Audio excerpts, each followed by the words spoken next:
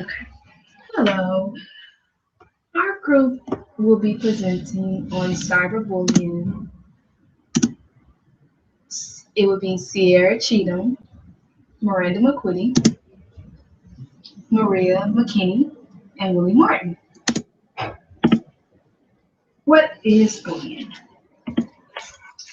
Bullying is described as one individual inflicting pain or causing damage physically, emotionally, or mentally to another individual. Cyberbullying. Cyberbullying, the use of electronic or social media communication to bullying a person, typically by sending messages of an intimidating or threatening nature. And we have a video to present to you.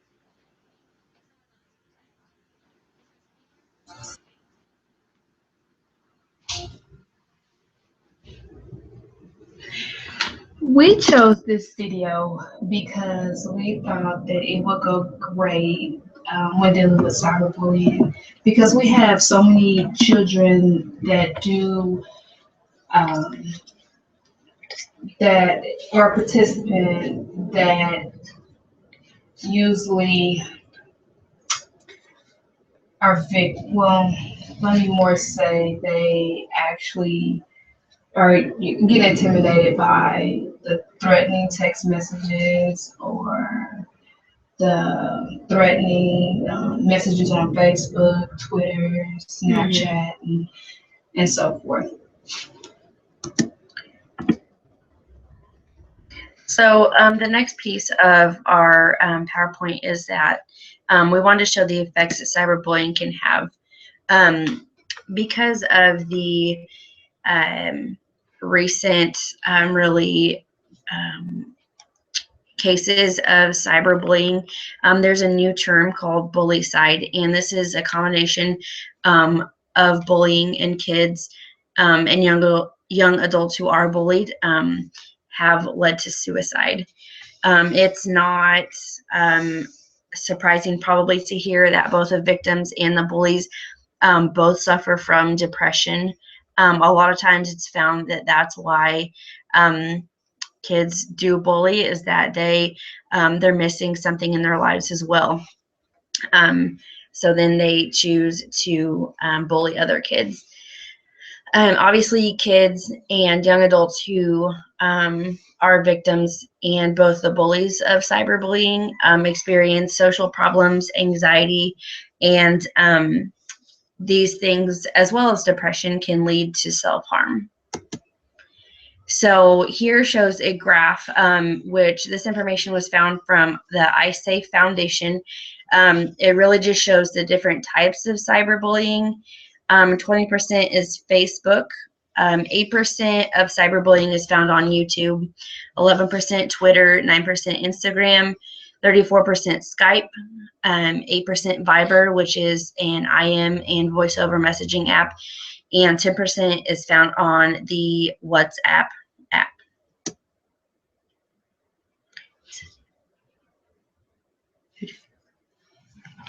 Before we get started on this next slide, I want to ask you guys a question. What do you think are the percentages of those just being victimized? I'll take a moment. Okay, well, as you see here on this chart, um, 34.4% have been cyberbullied for a lifetime. About 15% have been cyberbullied, I guess, through a short amount of time. And during those cyberbullying, those have been victimized. 19.4% have been victimized of rumors spread. 12.8 mean or hurtful comments online. 10.1 threatening or hurt me through a cell phone. 8.3 threaten to hurt by online. 6.4 pretend to be me online. 4.6% posted a mean or a hurtful picture, and 21% one or more or two times that it didn't happen to the same person.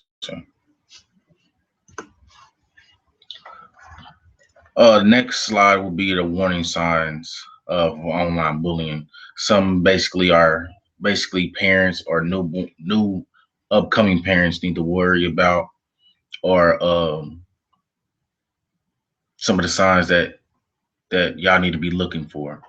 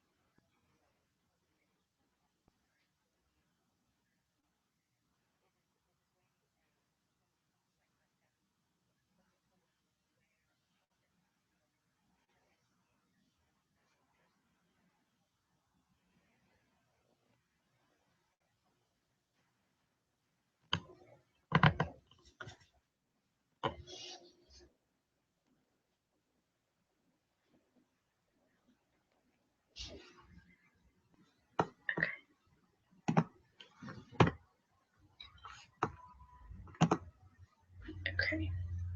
So, like Willie said, that was just a little clip to show parents or people that will soon to be parents some warning signs to know if your child is being bullied.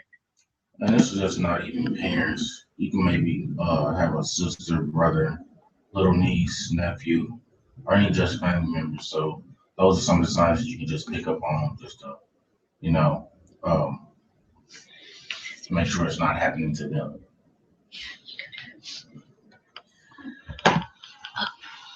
How to prevent cyberbullying? Just be aware of what your child is looking at on the internet and all of their internet activities. Learn about their social media sites. You can even join some of their social media sites. Let your child know you're in charge and can monitor their activity. Also encourage your child to have good communication and tell you if they're being bullied. Again, ask for passwords or to follow or friend your child, and establish rules for technology use. A lot of websites have parental monitors, so yeah. Good idea. Yeah, and it's also research has proven that a lot of social media websites, they're linked to human trafficking as well. So that's just kind of another component of knowing what your child is doing and monitoring their media access. Some laws that are associated with cyberbullying. There is no federal law that specifically applies to bullying. In some cases, when bullying is based on race, color, national origin, sex, disability, or religion, bullying overlaps with harassment, and schools are legally obligated to address that. State and local lawmakers have taken action to prevent bullying and protect children through laws in their state, education codes, and elsewhere. Model policies that provide guidance to districts and schools in each state addresses bullying differently. Missouri has statutes for harassment that can be used to prosecute cyberbullies. Statute 565 225, stalking law, that can be used to prosecute cyberbullying. And lastly, any crime or harassment and stalking occurring on school property must be reported to the police. This includes communications occurring online. And I found, or we found the internet law that Missouri governor signed dealing with the cyberbullying bill into the law. And this was signed on June 30th. Matt Blunt has signed a bill updating state laws against harassment by removing the requirement in the legislation requiring that such harassing communication will be written or made over the telephone. Now, harassment from computers, technicians, and other electronic devices may also be considered illegal. And this is Law SB 818, HCS, SS, SCS, SB 818, and 795. And it is titled Modified Varies Provision Relating to Stalking and Harassment.